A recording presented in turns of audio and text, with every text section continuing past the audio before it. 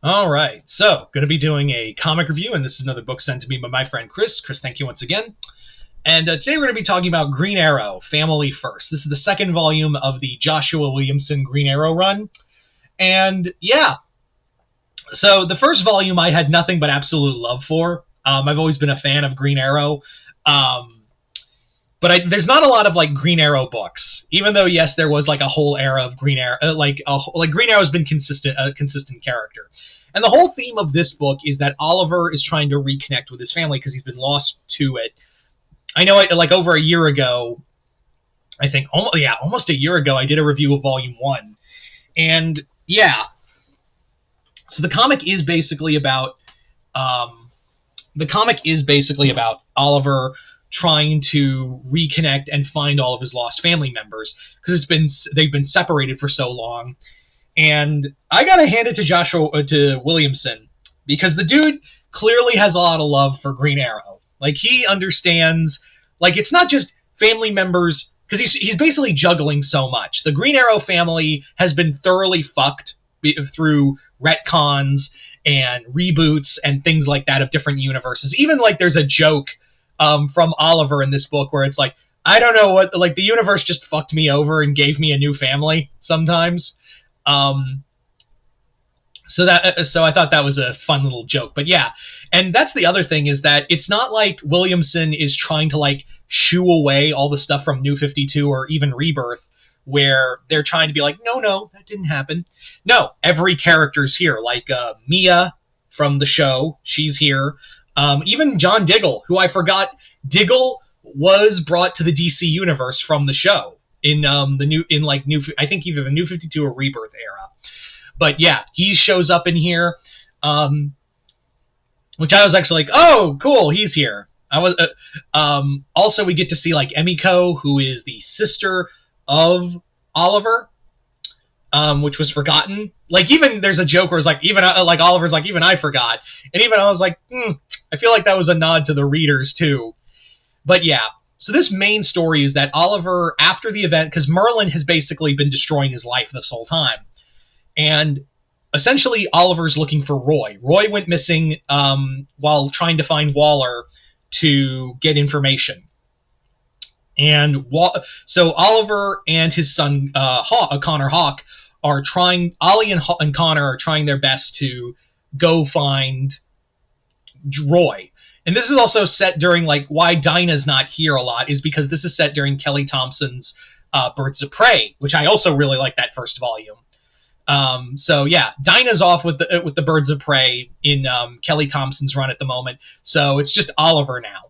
What I like about this is that, again, this is just one big love letter, and it's very clear Joshua Williamson loves Green Arrow. I think there's a part of me that thinks that maybe he likes writing this character more than at most he does. Like, I think he's the writer for Superman and all that, but there's a lot of love and care for the Green Arrow mythos, and I'm talking like all elements of the Green Arrow mythos when it comes to this book. There is so much like reverence for everything for Oliver, and it's not like he shit talks or tries to do away with like past Green Arrow stuff from other writers, which you see a lot in a lot of other writers' work. Not going to name any names, but we've seen it before. But here it's like, oh no, I'm just making sure, like I'm giving love to all the writers. Jeff Lemire, Ben Percy. Yeah, Ben Percy wrote Green Arrow. I forgot about that before he went to go work on Wolverine. I can't tell you how good that run, the Green Arrow Ben Percy run is because like it was a while ago, so I can't. So yeah, but you had so many you had so many good writers and some bad writers who came up with pretty bad stories. But he clearly loves this. Also, this also is build up for Absolute Power. And the more I read about the time, like, again, I know volume, and this was meant to be, let me talk about this real fast.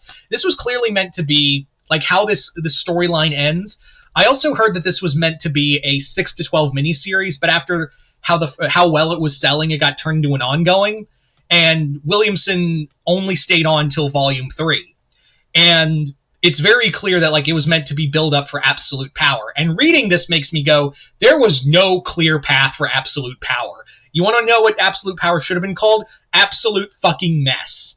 Because between this and Chip Zdarsky's Batman, which I will one day talk about, but I know enough of like this whole thing with Failsafe and also Joshua Williamson's thing with Superman, and Mark Waid was the writer for Absolute Power. No one knew what the fuck what they were doing. Like, this was like, it should have been just called Absolute Mess, because that's what it really feels like. Because there's things in here that Williamson talks about, and I'm like, well, that didn't happen in Absolute Power, and that didn't happen in that other book.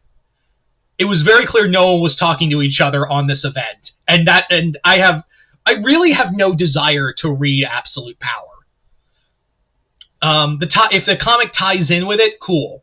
Like, I will read a book if it ties in directly with if it is a tie-in, but I will not read the main event or any of like Task Force whatever the fuck. Because everything I have, like even the Tom King Wonder Woman, which I've loved. I know some people find it contentious, but I really do enjoy Tom King's Wonder Woman. Even those Absolute Power tie-ins are pretty ass. So nothing about Absolute Power appeals to me. Just because, like, it's not just because Waller just sucks as a character. Like, Waller is just infuriating. That's her whole point.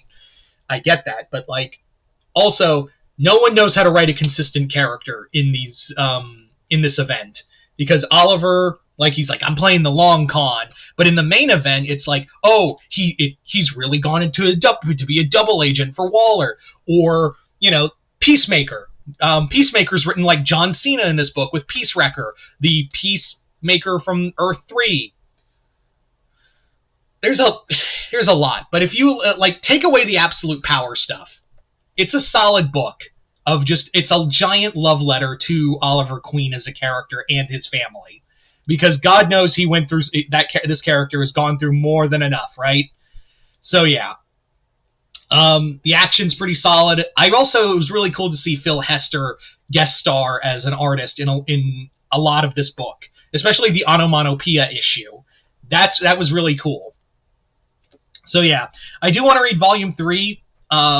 I know that's more of like the Absolute Power tie-in, but I do want to see this through and see how it ends. And maybe I'll check out Volume 4 whenever that comes out, assuming how that goes. But yeah, honestly, you could stop. But there's a part of me that's like, you could stop reading the series right here, because it ends on on a good note. Anyway, but yeah, if you haven't been reading Joshua Williamson's Green Arrow, I highly recommend it. It's been a solid read so far, and I know Volume 3's out. Just gotta wait till Chris sends me that whenever that is, or whenever he has time. No rush, bro. But yeah. Chris, thank you from the bottom of my heart once again for sending me this book. And yeah, if you guys have been reading Green Arrow, the Joshua Williamson's Green Arrow, let me know in the comments below what you guys thought of it. Comment below, let me know. Other than that, hope y'all enjoyed this. I'm Mr. Multiverse. I'll see you next time in the multiverse.